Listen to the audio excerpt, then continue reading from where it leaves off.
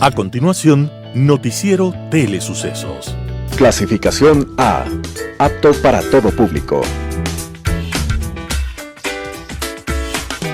Un noticiero pensado para usted porque se lo merece. Nos acercamos a la realidad desde diferentes perspectivas.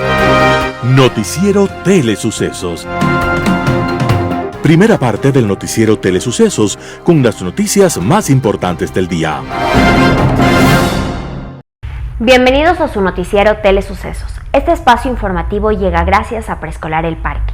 Estamos seguros de ser únicos por haber creado un lugar especial en que las fantasías de los niños se hacen realidad y haber desarrollado un lugar excepcional para crecer, aprender y ser felices.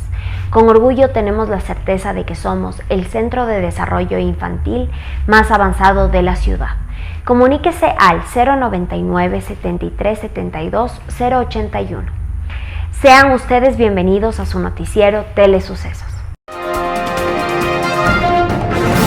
Un día como hoy. Año 1923. No hacía mucho que la Revolución Mexicana había terminado, y como en un fuego cubierto por las cenizas, todavía aparecían llamas que podían quemar. En uno de esos coletazos de violencia, un rico terrateniente fue asesinado y su familia enfrentó dificultades económicas. Para poder sostener a sus hijos, la viuda invitó a Irineo Monroy, un cura, para que viviera en su casa. El cura aceptó y además de muebles, llevó sus libros. Aquella biblioteca alegró la vida de Juan, uno de los huérfanos, y habría de decidir su destino. Y la literatura latinoamericana todavía no le agradece al sacerdote Irineo Monroy el haber compartido su biblioteca con aquel niño llamado Juan Nepomuceno Pérez Rulfo Vizcaíno. Sí, más conocido como Juan Rulfo, autor de Pedro Páramo. Y así empieza esta pequeña gran novela. Vine a Comala porque me dijeron que acá vivía mi padre, un tal Pedro Páramo. Mi madre me lo dijo, y yo le prometí que vendría a verlo en cuanto ella muriera. No dejes de ir a visitarlo. Se llama Pedro Páramo. Estoy segura de que le va a dar gusto conocerte. Entonces no pude hacer otra cosa sino decirle que así lo haría. Y de tanto decírselo se lo seguí diciendo aún después de que a mis manos les costó trabajo zafarse de sus manos muertas. Todavía antes me había dicho: no vayas a pedirle nada. Exígele lo nuestro, lo que estuvo obligado a darme y nunca me dio. El olvido en que nos tuvo mi hijo. Cóbraselo caro. Así empieza Pedro Páramo, esta estremecedora novela obra de Juan Rulfo que estaba naciendo un día como hoy, 16 de mayo de 1917. Feliz cumpleaños, maestro, en tu Comala, lleno de fantasmas y recuerdos. Las principales noticias del día.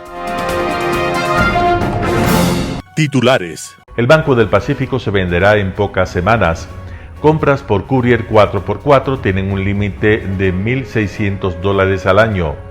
Los 1.800 millones del Fondo Monetario Internacional equivalen a lo que no se presupuestó en educación y salud de este 2022. Ecuador reduce a 4 meses la aplicación de los refuerzos de vacunas de COVID-19. En vida y tecnología, iPod sale del mercado. En el segmento de opinión, mi tocayo El Castillo. En política internacional, Finlandia en la OTAN. Los editoriales serán de Martín Pallares. La fiscal dio sopa y seco a los correístas. Felipe Rodríguez, fuimos estafados. Roberto Aguilar, otro cuento de poder testicular. El plop de la noticia. Noticias del día. Banco del Pacífico se venderá en pocas semanas. Banco del Pacífico anunció que su proceso de saneamiento y de recuperación continúa a buen ritmo, al señalar que en los primeros 4 meses del año, la utilidad bruta de la entidad, cuyo mayor accionista es la Corporación Financiera Nacional, alcanzó los $77.8 millones. Esto, según el banco, supone un incremento superior al 60% sobre el año anterior e igualmente por encima de las cifras pre-pandemia. En el 2021 el valor patrimonial del banco cerró en $820 millones, según señaló en enero pasado Roberto González, presidente ejecutivo del Banco del Pacífico. mientras al desagregar la información se establece que la utilidad neta en abril pasado llegó a 9.1 millones de dólares y la acumulada del primer cuatrimestre se ubicó en 34.1 millones después de reservar 36.1 millones de dólares para provisiones de cartera y genéricas y 7.5 millones de dólares para provisiones de impuestos. La entidad agregó que el efecto combinado de la reestructuración operacional del 2021 por menos gasto de personal y operaciones, justo con la puesta en marcha de objetivos centrados en el crecimiento rentable de sus márgenes de negocios básicos, permite obtener ahorros sistemáticos superiores a los 28 millones, es decir, $230,000 menos diarios en este primer cuatrimestre del año frente al 2021 y el 2020. Estos resultados acompañan la intención del gobierno de vender la entidad. A finales de abril pasado, el presidente del directorio de la Corporación Financiera Nacional, Iván Andrade, indicó que ya está proyectado que la venta del Banco del Pacífico se cristalice durante el cuarto trimestre de este año. Sin embargo, este jueves, el presidente de la República, Guillermo Lasso, reveló que la entidad, a la que calificó como el segundo banco comercial del país, será vendida en pocas semanas.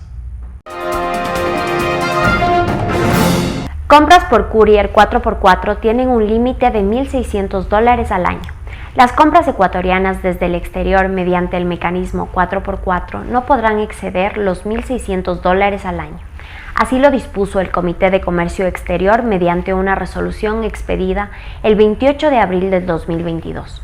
Con el sistema 4x4, las personas naturales pueden comprar bienes en el exterior vía correo postal o courier, siempre que el paquete pese hasta 4 kilos y no sobrepase los $400 por cada envío.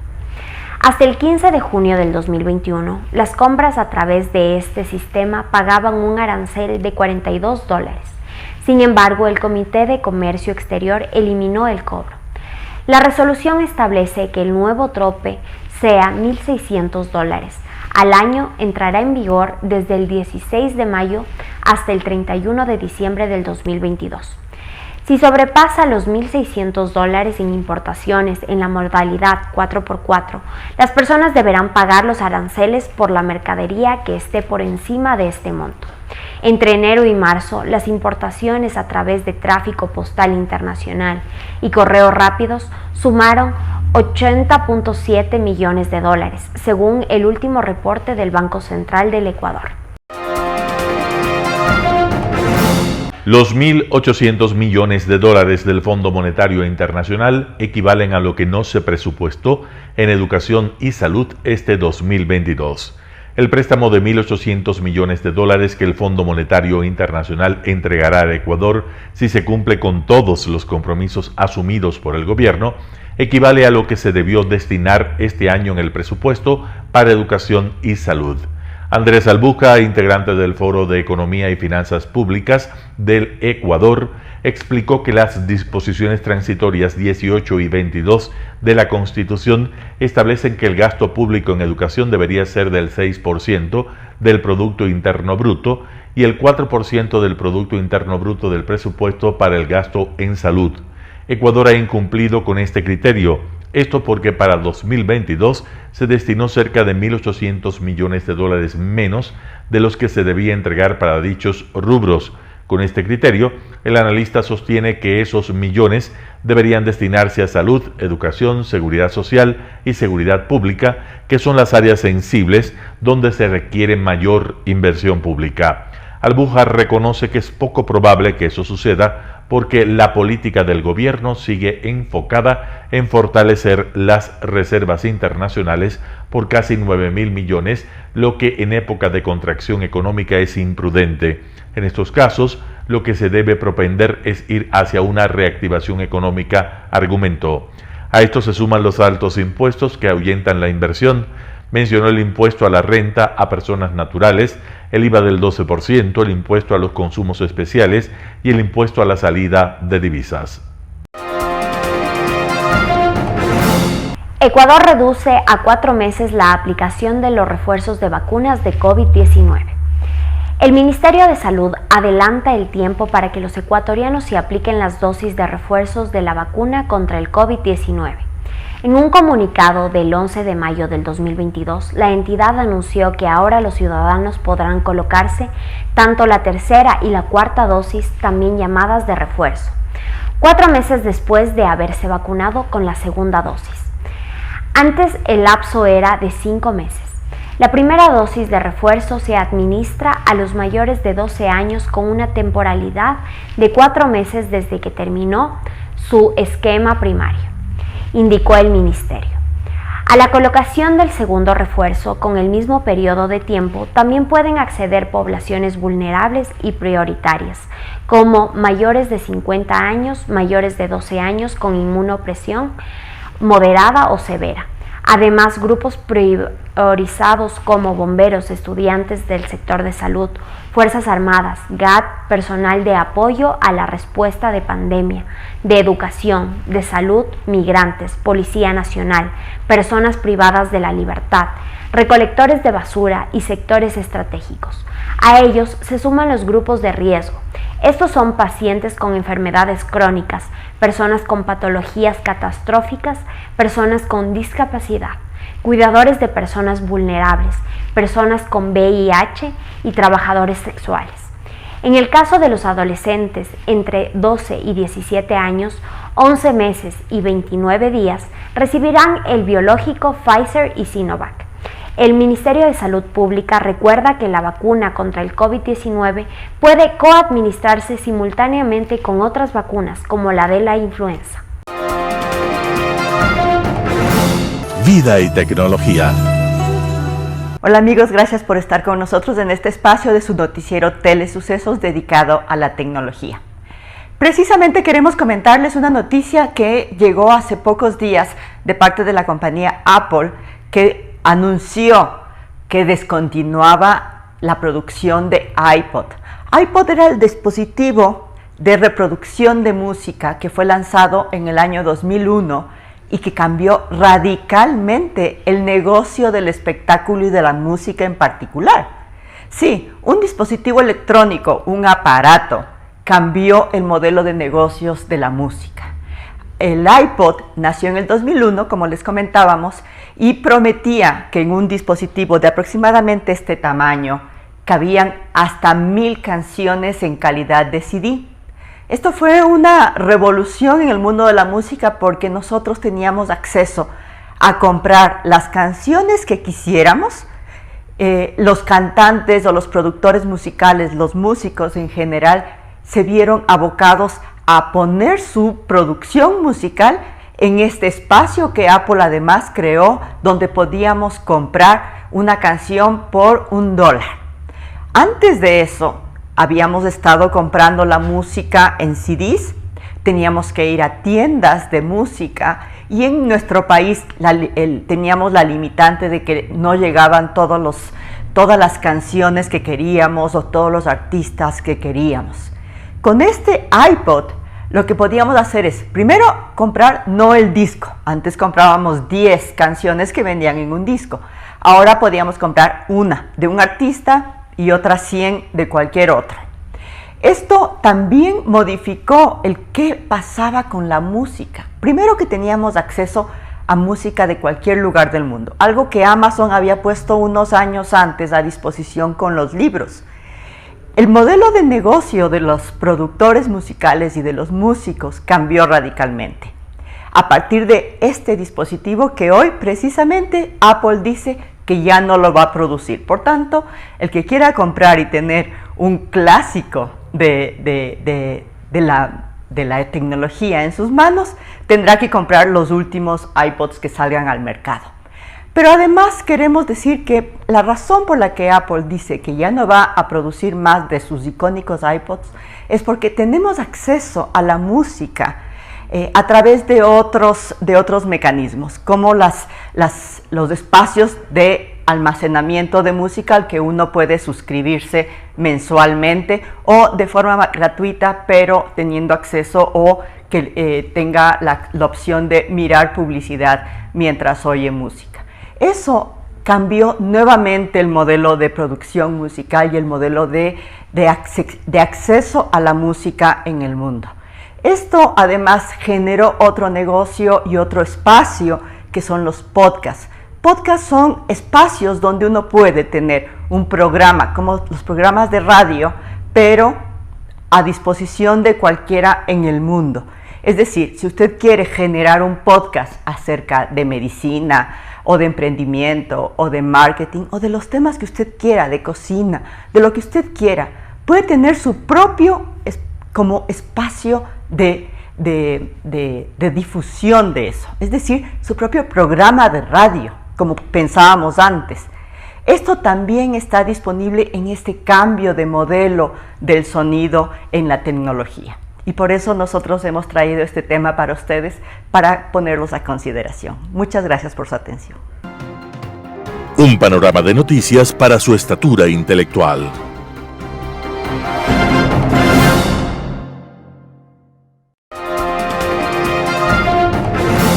Opinión. Hola, soy Andrés Castillo Maldonado y este es el comentario de la semana. Y estamos cerquita, ya bien cerquita de conmemorar el bicentenario de la batalla del Pichincha. Muy pronto será 24 de mayo y celebraremos 200 años de la libertad. Me da muchísimo gusto que ya comiencen a haber un montón de eventos que se están anunciando para celebrarle a la patria.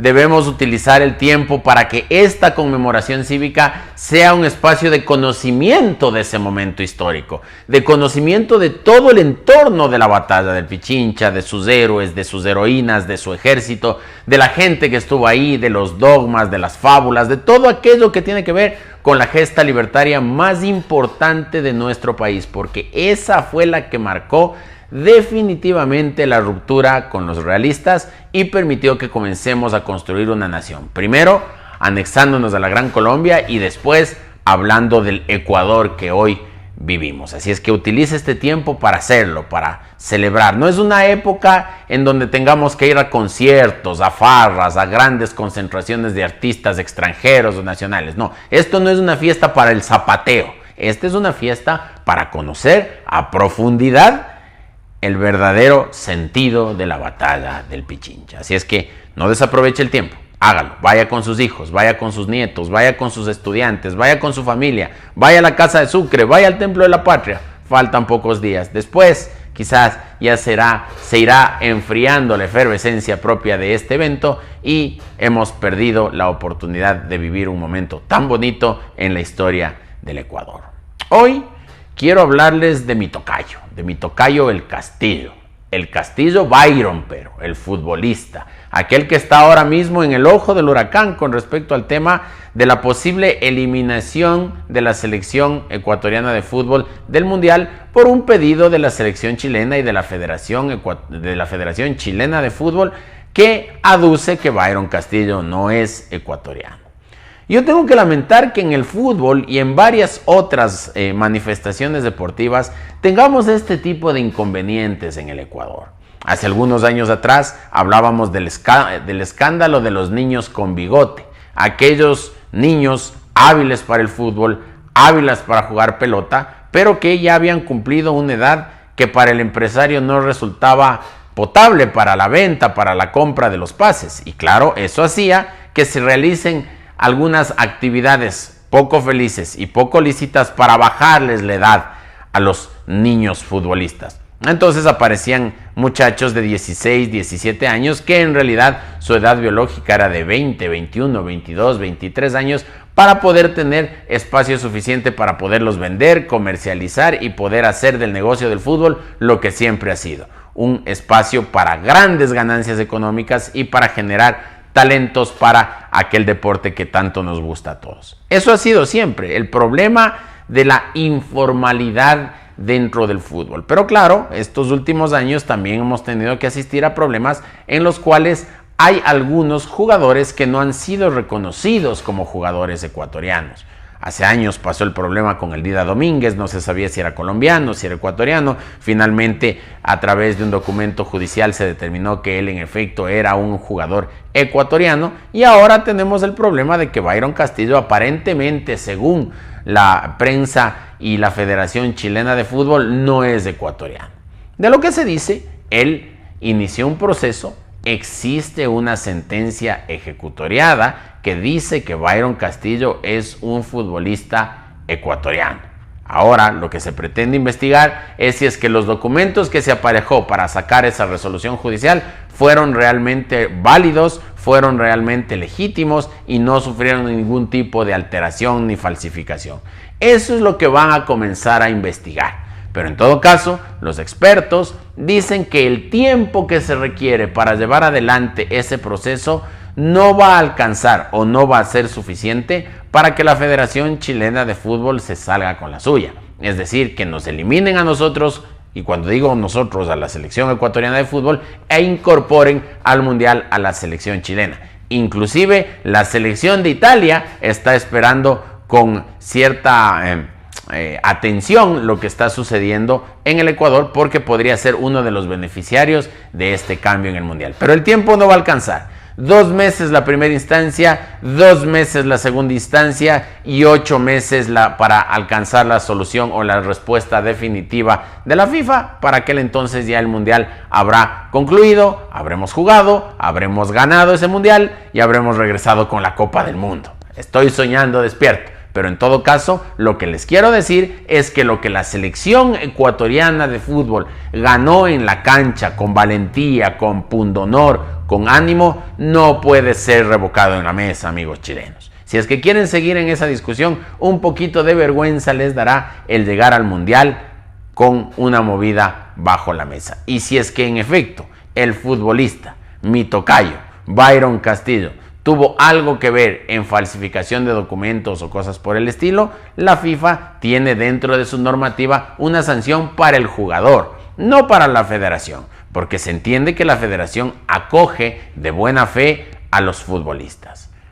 El fútbol ha sido para nosotros siempre una práctica que nos ha unido como nación, tanto para ganar los partidos como para juntarnos como ciudadanía. Y claro, a veces no hemos sido capaces de llegar a mundiales o de ganar una Copa América o de ganar reiteradamente las distintas competiciones internacionales, mientras que somos bastante hábiles en cambio para ganar competencias que son individuales, el levantamiento de pesas, el tema del ciclismo, la marcha, etc. Deportes de una sola persona. Ojalá el fútbol nos enseñe que para poder ganar los grandes campeonatos que se preparan para el fútbol, se necesita poder jugar en equipo, aprender a jugar en equipo. Ese debe ser el mejor ejemplo que nos debe dejar la selección. No solamente clasificar al Mundial, porque eso ya se ha quedado demostrado que lo hemos podido hacer más de una vez, sino que también debemos dejar claro que debemos en el Ecuador, en todas las actividades, saber jugar en equipo, saber compartir, saber entregar la pelota. De esa manera ganamos todos. Caso contrario, nos convertimos en una sociedad individualista, que nos llena de orgullo, sí, que nos llena de nostalgia cuando vemos a nuestros deportistas ganar, también. Por supuesto que nos sentimos orgullosos de aquellos deportistas que han hecho todo lo posible para ser campeones mundiales en sus disciplinas, como las que ya he mencionado anteriormente. Ahora mismo Richard Carapaz está compitiendo en el Giro de Italia y es motivo de orgullo para nosotros que él haga esa participación, así como al menos 4 ciclistas más. Pero claro, el fútbol es la pasión de las multitudes. Y ahora la selección chilena, la Federación Chilena de Fútbol, pretende echar abajo un esfuerzo colectivo de todos esos futbolistas jóvenes que hicieron todo lo necesario para poner en alto la bandera del Ecuador, para podernos ir a Qatar, para que todo el mundo nos pueda ver, para que podamos jugar inclusive el partido inaugural contra el dueño de casa, con quien ha organizado el mundial quizás más costoso de la historia, el que va a tener los más grandes avances tecnológicos, el que va a tener los estadios más cercanos unos con otros, el mundial en donde las personas podrán trasladarse de un estadio a otro en cuestión de minutos y podrán ver hasta 2 partidos en un mismo día. Obviamente porque en donde están concentrados los escenarios deportivos es un territorio bastante pequeño y así se puede llegar a todos los partidos que estén disputándose en el Mundial. Más bien, olvidemos aquello.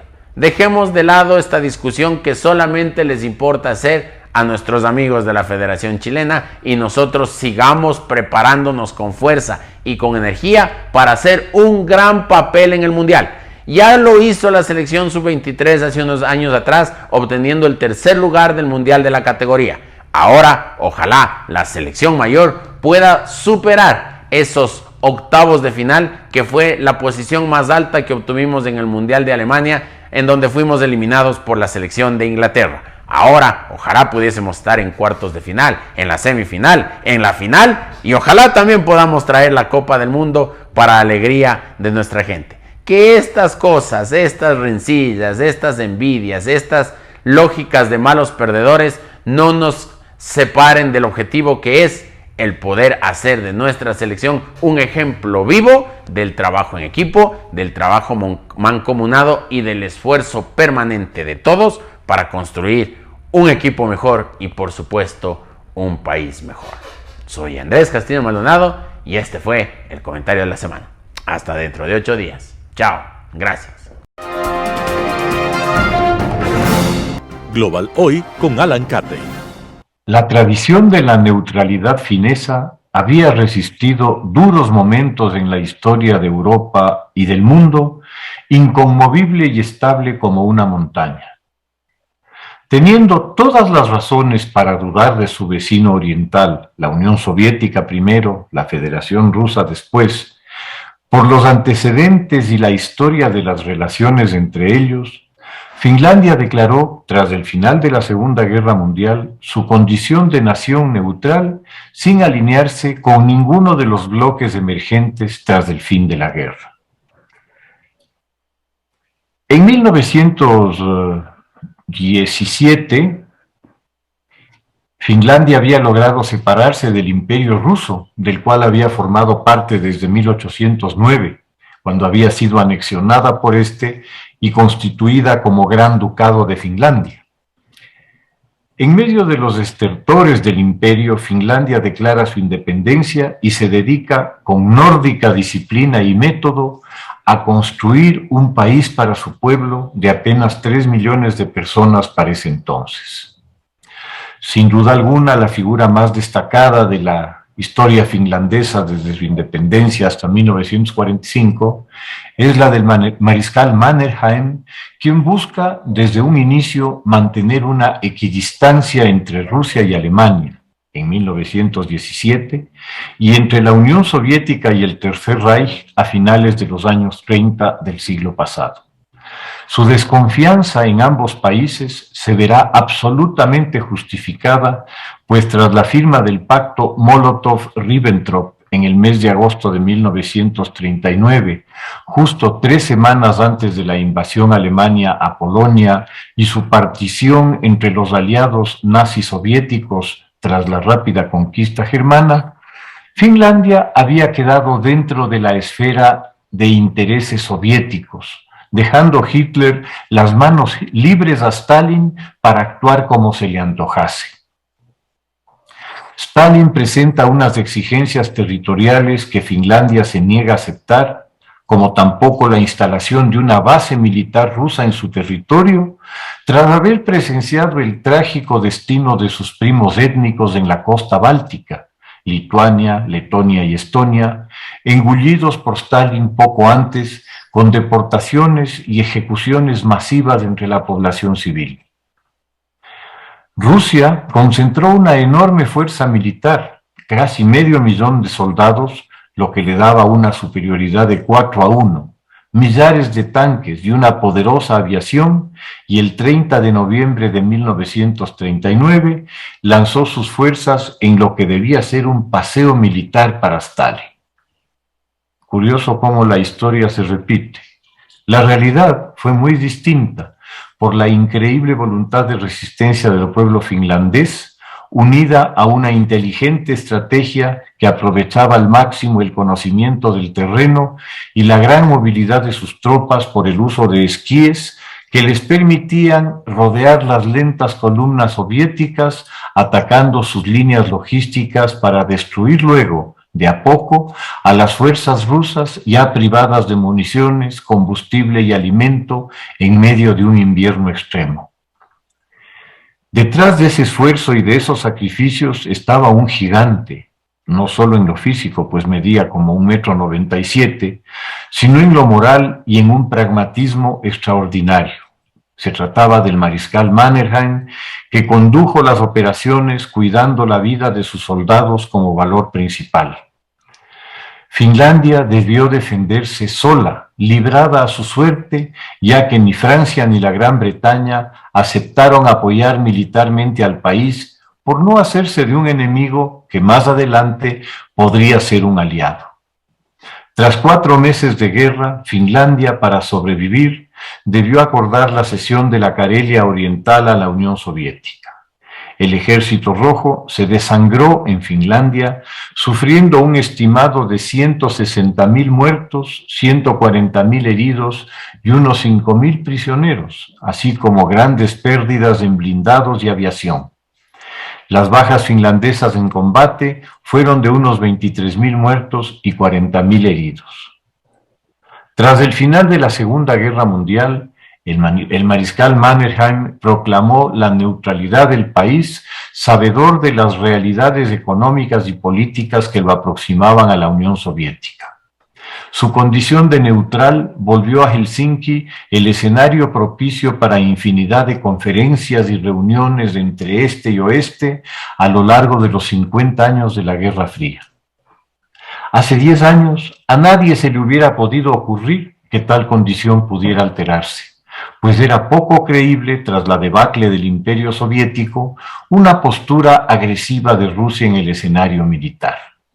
Sin embargo, los últimos 12 años han mostrado un profundo cambio en esa percepción, con un Estado ruso empeñado en la reconstrucción de unas fuerzas armadas poderosas, embarcado en aventuras militares de cada vez mayor escala, desde Chechenia, pasando por Georgia, la brutal intervención en Siria, la ocupación de Crimea, desconociendo todos los acuerdos establecidos entre Ucrania y Rusia respecto de sus fronteras, para terminar en la agresión militar a Ucrania hace 2 meses y medio, tras 8 años de alimentar una guerra civil en el Donbass, financiando, armando y entrenando a los grupos separatistas prorrusos, así como enviando mercenarios del grupo Wagner, el ejército privado de Putin, a ayudarlos.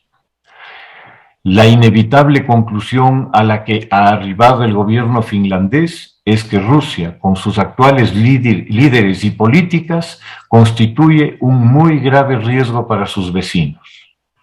Es la misma conclusión a la que en su momento llegaron Polonia, Hungría, Chequia, Eslovaquia, Rumania, Bulgaria y los 3 estados bálticos cuando solicitaron ingresar a la OTAN, no para atacar a Rusia, sino para defenderse de ella si volvía a sus históricas ambiciones imperiales.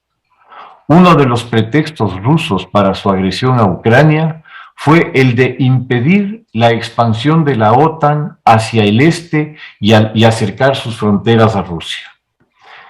Lo deleznable del argumento, que las fronteras de países miembros de la OTAN eran una amenaza para Rusia por los algo menos de 800 kilómetros de frontera de los estados bálticos, se manifiesta ahora con el resultado de su agresión a Ucrania, en la solicitud que va a presentar Finlandia para ingresar a la OTAN, con toda probabilidad acompañada de Suecia. Con el ingreso de Finlandia, esa temible frontera con los estados bálticos se amplía en el doble, pues Finlandia tiene una frontera de 1.700 kilómetros con Rusia y la propia OTAN se ve aumentada con 2 miembros.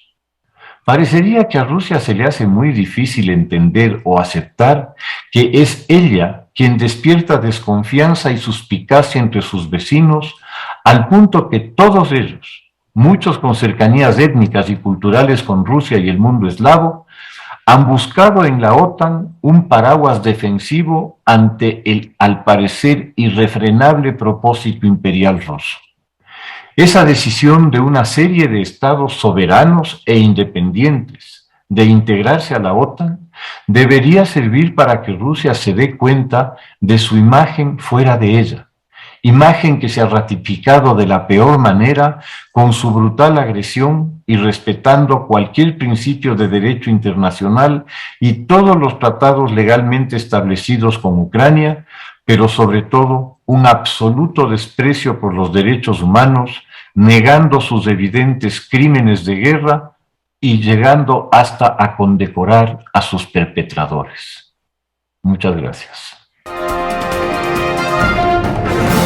Editorial.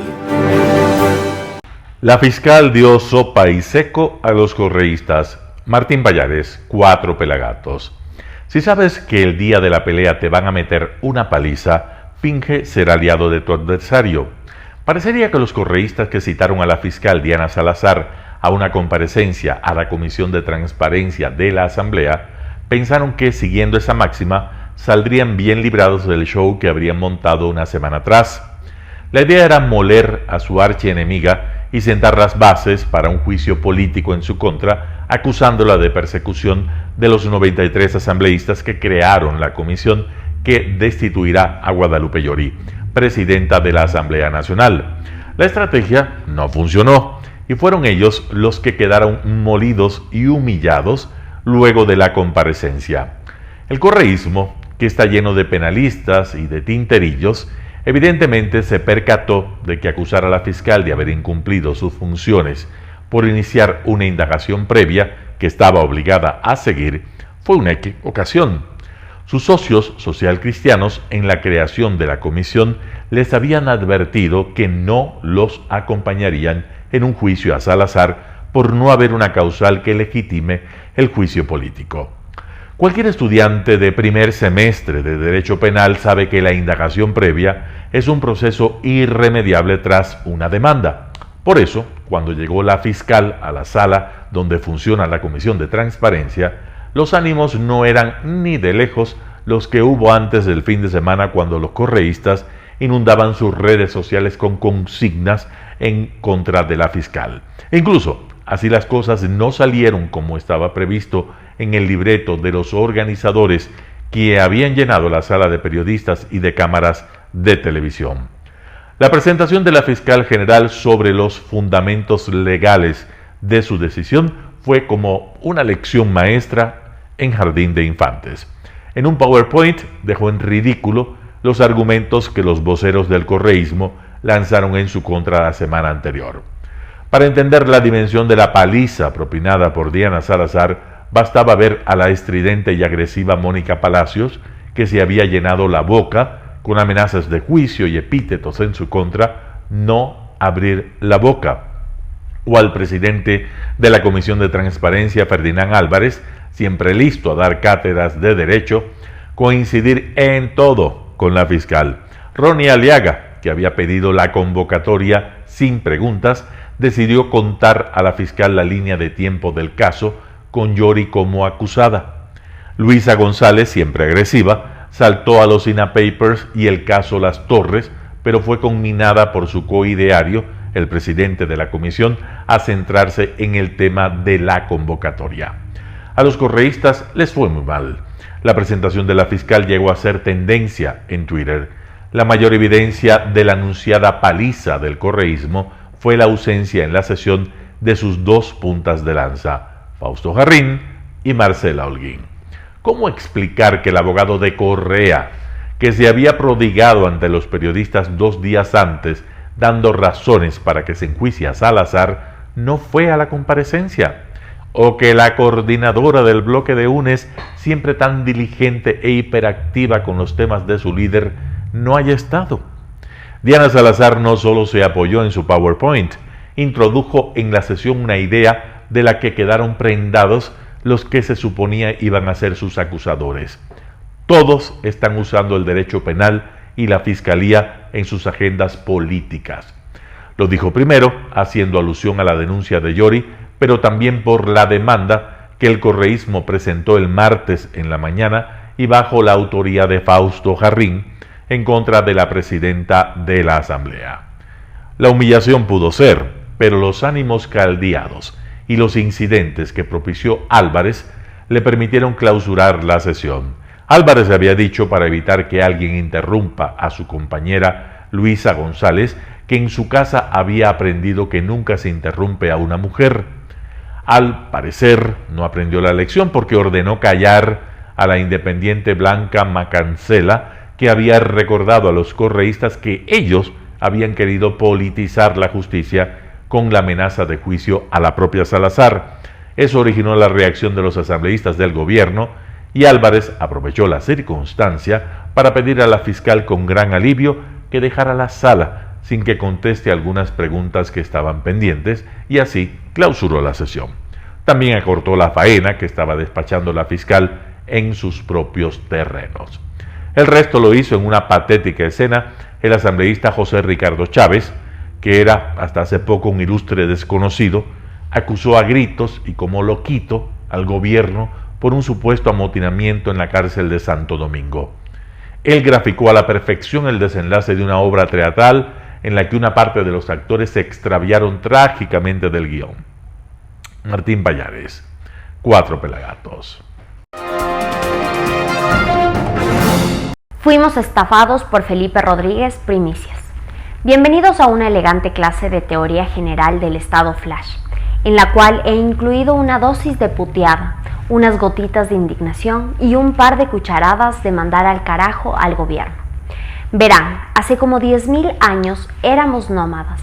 Reclamábamos el cuerpo ajeno poseyéndolo y degollándolo. Obteníamos el pan de cada día mediante la fuerza y ejercíamos nuestra libertad sin restricciones ni leyes limitantes.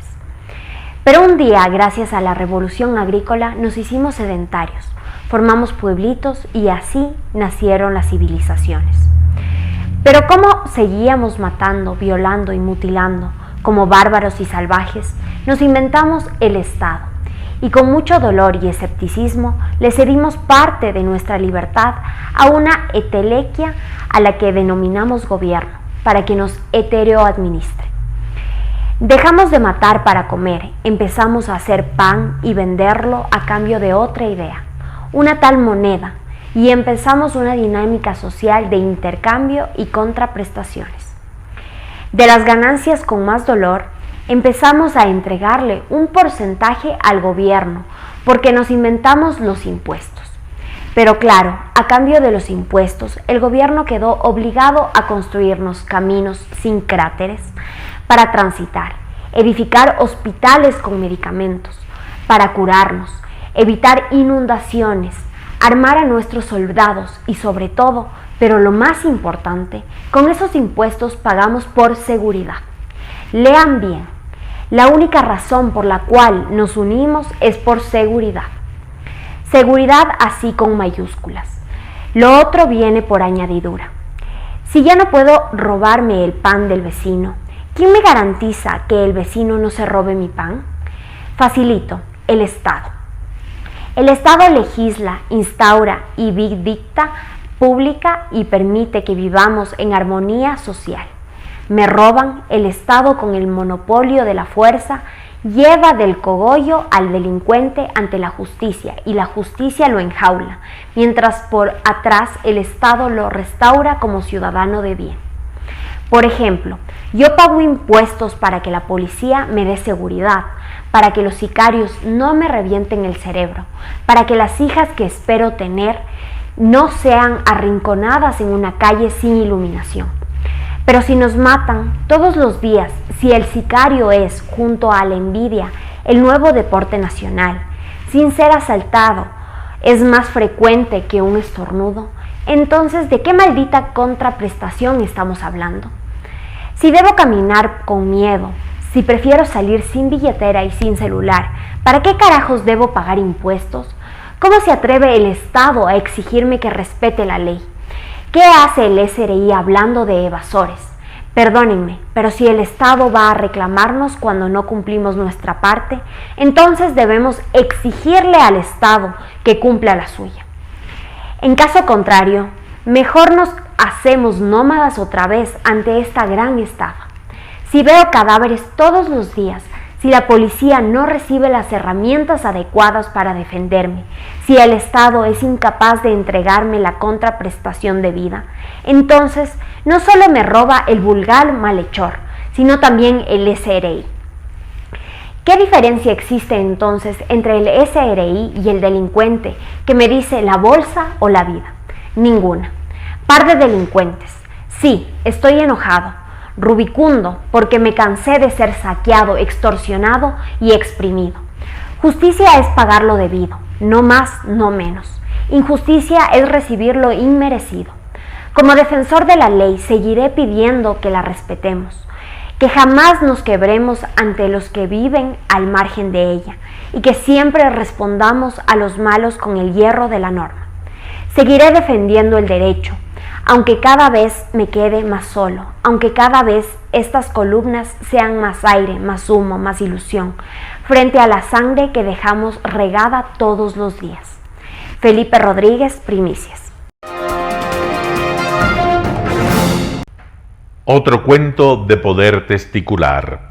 Roberto Aguilar, El Expreso. Guillermo Lasso sobre las bandas del crimen organizado que tienen al país patas arriba y a su gobierno sin dar un palo al agua.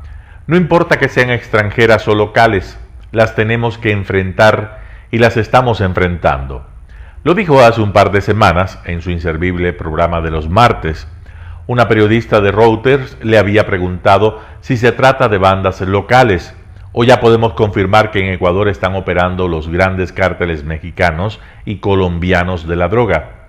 Una pregunta retórica cuya respuesta conoce todo el mundo, pero sería interesante, por decirlo menos, oírsela a la más alta autoridad del Estado.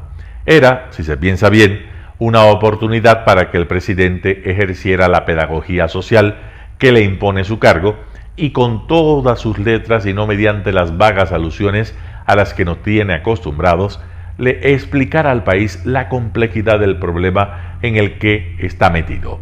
Sin dorar la píldora, pero es mucho pedir.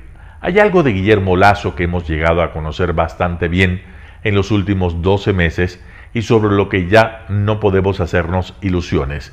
No puede con la verdad, de ahí su debilidad. No importa que sean extranjeras o locales.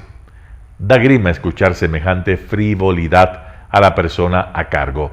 Es obvio que son extranjeras y es obvio lo que eso significa. Poder económico inagotable, capaz de corromper al país entero si hace falta. Disposición para el uso ilimitado de la violencia sin consideraciones morales de ningún tipo. Sin reparar, por ejemplo, en víctimas civiles inocentes. Capacidad para mantener esta guerra durante el tiempo que sea necesario, al costo que sea necesario. Son mafias extranjeras y eso significa, entre otras cosas, que las grandes incautaciones de las que se jacta el gobierno están calculadas de antemano y los pinches estados de emergencia que se decreten y se multipliquen apenas lograrán, si acaso, causarles comezón en el dedo gordo del pie derecho. Porque el circunstancial en esta historia, el insignificante, el deleznable, no es desde luego el narcotráfico internacional. Es, a menos que cambie de actitud, Guillermo Lasso. No importa que sean extranjeras o locales, las tenemos que enfrentar. Como decir, y si hay que fajarse con todos, ahí nos damos, no más vengan de a uno. Voluntarioso y ridículo, el presidente le está diciendo a este país que el problema del narcotráfico no importa su origen o su tamaño, lo va a arreglar de la misma manera como soluciona sus diferencias con Jaime Nebot, haciendo alarde del tamaño de sus huevos. Y así se mantiene el debate público ecuatoriano sobre el narcotráfico internacional, al nivel de la fuerza testicular que dizque hace falta para enfrentarlo. Usted lo que necesita, le dijo Anderson Boscan de La Posta al presidente, son pantalones. Ese es el nivel y así nos va. ¿Qué le pasa al periodismo nacional? ¿Acaso no está claro que el narcotráfico es un problema geopolítico de escala global? ¿Por qué insistimos entonces en tratarlo como un problema de crónica roja? Todas las noches los noticieros de televisión se rasgan las vestiduras porque los crímenes continúan y el estado de emergencia no sirve para evitarlos. ¿Qué esperaban? Con pantalones y de barrio en barrio, ¿así es como se gana esta guerra? Este voluntarismo absurdo que prevalece en el debate público solo nos vuelve más vulnerables. Lo primero que necesita este país es enfrentarse con la crudeza de los hechos y no esperar milagros. Roberto Aguilar, El Expreso.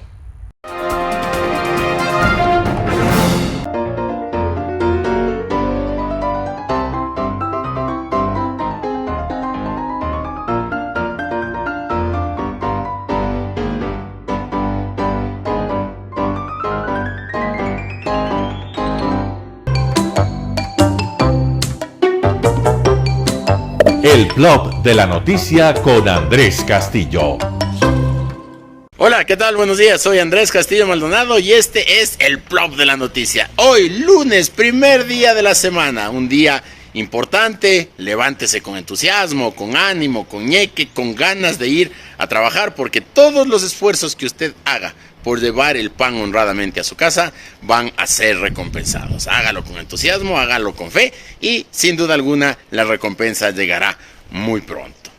Ya estamos avanzando el mes de mayo, ya está cerca el Bicentenario, lo que les he dicho desde enero. Ya nos falta pocos días para ese 24 de mayo de celebración de los 200 años de la Batalla del Pichincha. Y es muy lógico en Quito que ya en esta época comiencen los soles, como decimos acá. Es decir, ya cada vez las nubes se van escondiendo, el sol va saliendo, comienza el viento ese propio de esta época. Yo cuando estaba en el colegio recordaba que este era el viento de las vacaciones, vientos de vacaciones, y algunos de mis amigos decían vientos de supletorios, pero ya está acercándose el verano que es muy crudo en la ciudad de Quito, con un gran sol durante todo el día, con fuertes vientos y por sobre todas las cosas, lo que ustedes ven acá atrás mío es lo que más sufre en el verano, que son las montañas, las laderas del Pichincha, las montañas de los alrededores, el Pichincha, el Ongüí, el Ilaló, las distintas elevaciones que tenemos en la ciudad corren siempre riesgo durante el verano, principalmente por los incendios. Por favor, si es que usted va a salir con sus hijos, con su familia, con sus amigos, a visitar las montañas aledañas a la ciudad de Quito, recoja su basura, no deje botadas botellas. Las botellas se convierten en un reproductor del calor y ese calor termina prendiendo los pajonales y después tenemos que vivir unos incendios forestales importantes. La ciudadanía es la principal responsable del cuidado de nuestra naturaleza. Por lo tanto, ahora que se acerca el verano, por favor, vamos tomando previsiones. Y ustedes, señores del municipio, del Distrito Metropolitano de Quito, tengan claro que ya viene la época seca y al venir la época seca vamos a necesitar tener un plan de contingencia listo para cualquier tipo de eventualidad. Que no tengamos que lamentar los grandes incendios forestales que vemos año tras año, sino que ojalá el 2022, el año del Bicentenario, sea el año en el que tengamos que celebrar con 0 incendios forestales. Pronto vendrá el verano. Pronto vendrán las cometas, pero también pronto vendrán los incendios. Trabajemos porque esta última parte no nos afecte tanto, sino más bien que sea una época de alegría, de vacaciones, de cometa, de viento, de niños en las calles, para tener siempre una sociedad mejor. Les mando un abrazo. Soy Andrés Castillo Maldonado y este fue el blog de la noticia. Nos vemos mañana. Chao. Gracias por sintonizar el noticiero Telesucesos. Este espacio informativo llegó gracias a Preescolar El Parque. Estamos seguros de ser únicos por haber creado un lugar especial en que las fantasías de los niños se hacen realidad y haber desarrollado un lugar excepcional para crecer, aprender y ser felices. Con orgullo tenemos la certeza de que somos el centro de desarrollo infantil más avanzado de la ciudad. Comuníquese al 099 7372 081. Síganos en nuestras redes sociales. Facebook, Telesucesos Quito, Instagram, @telesucesos_, Twitter, @telesucesos29, YouTube, Telesucesos HD y en nuestra página web www.telesucesos.net. Que tengan un excelente inicio de semana. Feliz lunes. Lo mejor de la mañana informando para usted. Noticiero Telesucesos.